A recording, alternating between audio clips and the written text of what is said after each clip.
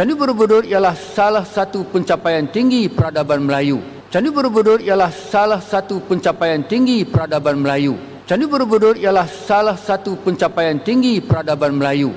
Candi Borobudur ialah salah satu pencapaian tinggi peradaban Melayu. Kosakata ilmiah adalah sebuah kosakata yang seharusnya tidak mempunyai multitafsir. Karena yang namanya ilmiah harus mempunyai definisi yang jelas sesuai dengan nilai-nilai ilmiah, yaitu kepastian. Halo, apa kabar semuanya teman-teman? Semoga kita semua dalam keadaan sehat walafiat. Amin ya robbal alamin. Selamat datang di kanal ini, kanal yang banyak berbicara tentang perbandingan kosakata menurut Kamus Besar Bahasa Indonesia dan Kamus Melayu Malaysia. Kanal ini juga berbicara tentang pernak-pernik atau informasi yang berkaitan dengan Malaysia. Semoga informasi itu bisa berguna kepada netizen Indonesia. Seperti yang saya sebutkan sebelumnya, bahwa sebuah kosakata ilmiah itu seharusnya tidak memiliki multitafsir. Kenapa? Karena yang namanya ilmiah itu harus mempunyai sifat yang pasti, harus mempunyai kerangka yang jelas. Kalau kita ingin berbicara tentang sesuatu ilmu, maka kosakata yang digunakan itu harusnya kosakata yang spesifik, sehingga kosakata ilmiah tersebut tidak mengalami multitafsir atau tidak ditafsirkan dengan hal yang berbeda yang ketahui oleh orang awam. Karena itu disebutkan kosakata ilmiah itu harus spesifik dan tidak boleh multitafsir. Saya ingin mengambil satu contoh yang sederhana dari sebuah kosakata ilmiah, yaitu fotosintesis. Kita ketahui bahwa yang namanya foto itu adalah cahaya. Makanya kalau ada disebut fotografi, itu sebenarnya melukis cahaya. Mengapa kosakata fotosintesis ini saya ambil sebagai contoh bahwa kosakata ilmiah itu harusnya spesifik dan tidak multitafsir. Karena begitu kita membaca kosakata fotosintesis, maka kita langsung bisa mempunyai asumsi awal. Apa asumsinya? Foto, yaitu cahaya, berarti berkaitan dengan sinar matahari. Sintesis, yaitu pembuatan sesuatu dari sesuatu A menjadi B. Definisi fotosintesis menurut Kamus Besar Bahasa Indonesia itu adalah sebagai berikut. Pemanfaatan energi cahaya matahari, buka kurung, atau cahaya matahari buatan, tutup kurung, oleh tumbuhan berhijau daun atau bakteri untuk mengubah karbon dioksida dan air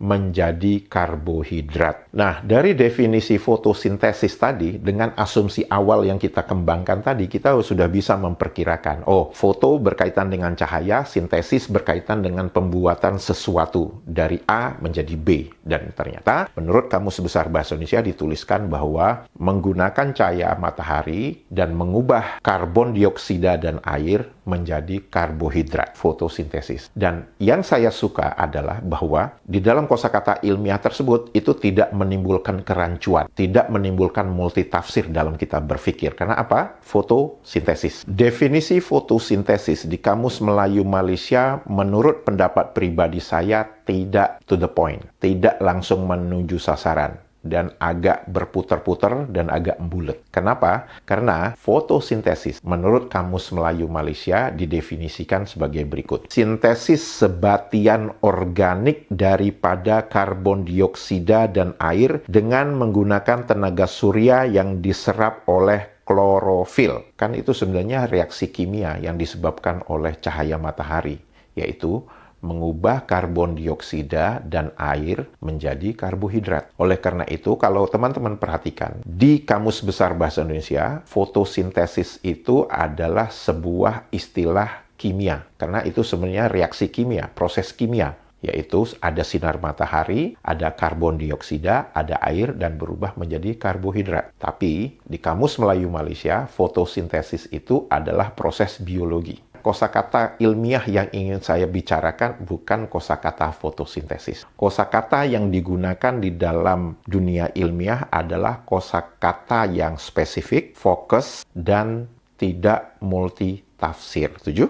Sehingga Ketika orang menggunakan kosakata ilmiah, mereka akan langsung fokus, spesifik, dan tidak multitafsir. Saya akan berbicara tentang dua kosakata ilmiah yang tertera di dalam Kamus Melayu Malaysia, dan jujur, dua kosakata ilmiah itu membuat saya pusing. Pusing karena apa? Karena jika dua kosakata ilmiah menurut Kamus Melayu Malaysia ini disebutkan, diucapkan kepada masyarakat awam, akan memberikan multitafsir. Saya ingin memberikan sebuah contoh kalimat, dan teman-teman bisa membuat penilaiannya sendiri. Apakah kosakata ini bisa menjadi multitafsir atau tidak? Ketika Anda mendengar atau membaca tulisan seseorang, misalkan dia dulu betina, atau mungkin ada yang menuliskan dia dulu jantan. Apa yang ada dalam pikiran Anda? Saya mengerti setiap Anda mempunyai pengalaman empiris, pengetahuan empiris. Teman-teman pasti tahu apa artinya dulu dan apa artinya jantan dan apa artinya betina. Jadi kalau Anda membuat asumsi awal bahwa dia dulu betina, berarti sekarang dia jantan. Atau dia dulu jantan, berarti sekarang dia betina. Betul? Apa asumsi Anda akan berkembang kemana? Asumsi Anda akan berkembang bahwa, dia melakukan operasi ganti kelamin, transgender. Betul? Dan perkataan kosakata betina dan jantan ini sering diucapkan oleh orang-orang yang tidak menyukai orang lain. Jadi mereka tidak menyebutkan kosakata itu laki-laki atau perempuan. Tapi untuk menunjukkan rasa bencinya, mereka akan menggunakan kosakata jantan dan betina. Seolah-olah mereka itu binatang, bukan manusia. Saya tidak menyalahkan Anda kalau Anda mempunyai asumsi awal seperti itu yang mengatakan, ini maksudnya dia dulu jantan, berarti sekarang betina, berarti ini ada proses operasi ganti kelamin. Sebenarnya apa yang dimaksud dengan dulu jantan di dalam Kamus Melayu Malaysia?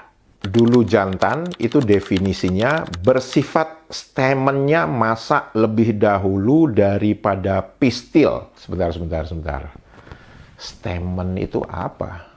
Pistil itu apa? Pusing nggak? Ini di Kamus Melayu Malaysia loh ya. Ternyata apa teman-teman? Yang dimaksud dengan stamen itu adalah serbuk sari dan pistil itu adalah putik dalam bahasa Indonesia. Untuk mengingat kembali pelajaran biologi, bahwa yang disebut dengan serbuk sari atau benang sari itu adalah, itu kan yang terbang ya, yang terbang. Itu berarti kalau dalam bahasa yang sederhana itu adalah sperma. Sedangkan putih itu adalah sel telur. Kalau kita bicara sebagai jenis kelamin, maka serbuk sari itu adalah yang jantan atau yang laki-laki karena ada sperma. Kemudian putih itu adalah yang perempuan karena putih itu yang menerima serbuk sari. Dan serbuk sari itu kan bisa terbang, bisa hinggap, dibantu oleh burung, dibantu oleh angin.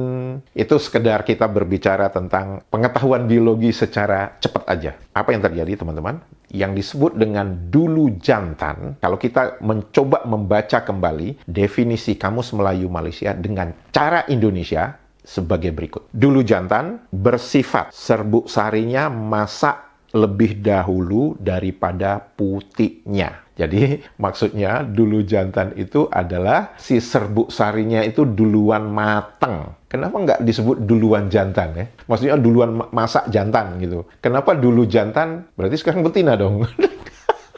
Oke. Apa sih dalam kosakata ilmiah di dalam Kamus Besar Bahasa Indonesia untuk menyatakan dulu jantan ini? Keadaan di mana serbuk sari lebih dahulu matang daripada putih itu disebut protandri. Contoh tumbuhan yang mengalami protandri adalah bunga jagung, seledri, dan bawang bombay. Kalau ada dulu jantan, pasti ada dulu betina dong. Kan kita emansipasi, gitu kan ya. Oke, dulu betina, sekarang jantan. Dulu betina, menurut Kamus Melayu Malaysia, itu adalah mempunyai definisi sebagai berikut. Bersifat pistilnya masak lebih dahulu daripada stamen. Dulu betina, itu maksudnya adalah bersifat putihnya masak lebih dahulu daripada serbuk sarinya. Jadi ini kebalikan dengan dulu jantan tadi. Pusing nggak? Pusing. Di dalam kosakata ilmiah di Kamus Besar Bahasa Indonesia, kosakata sinonim dari kosakata dulu betina di Kamus Melayu Malaysia itu disebut protogini. Protogini adalah proses atau keadaan di mana putik lebih dahulu matang dibandingkan serbuk sari. Ada beberapa fakta menarik ya teman-teman dari penjelasan kosakata dulu jantan dan dulu betina di dalam Kamus Melayu Malaysia ini adalah bahwa ketika teman-teman membaca kosakata dulu jantan dan dulu betina, teman-teman pasti tidak akan berpikir ini adalah sebuah kosakata ilmiah. Itu satu.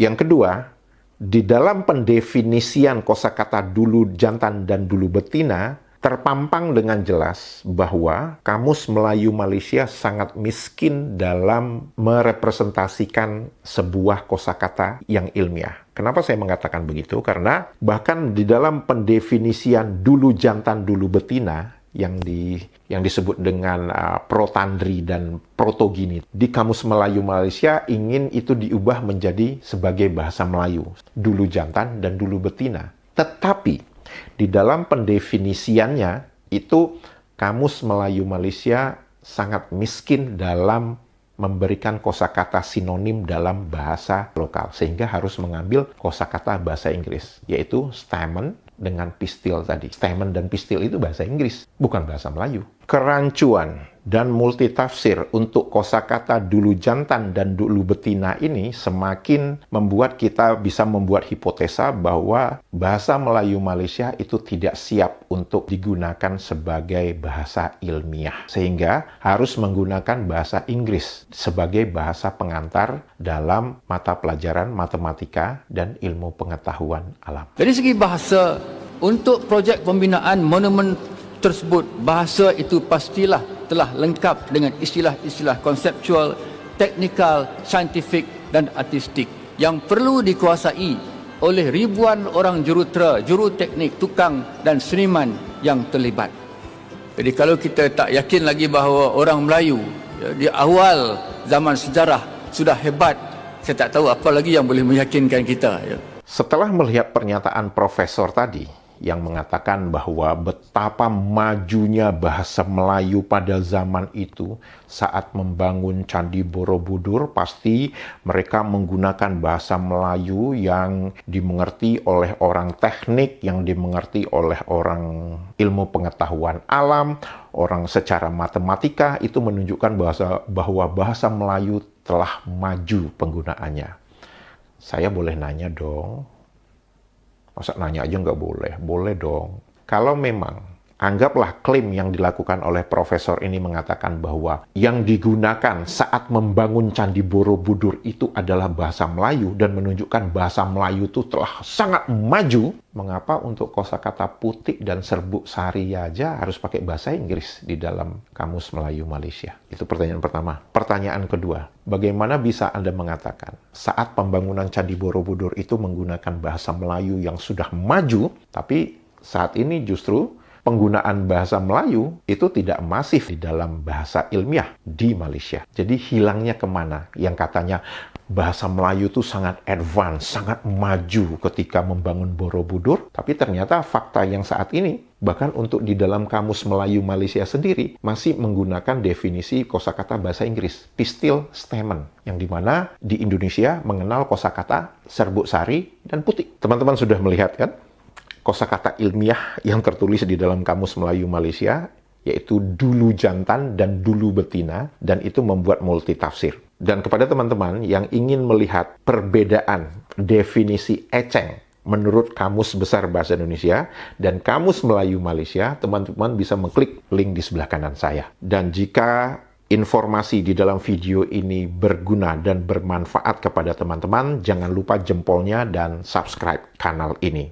Untuk itu, saya ingin mengucapkan terima kasih. Sehat walafiat selalu. Dadah!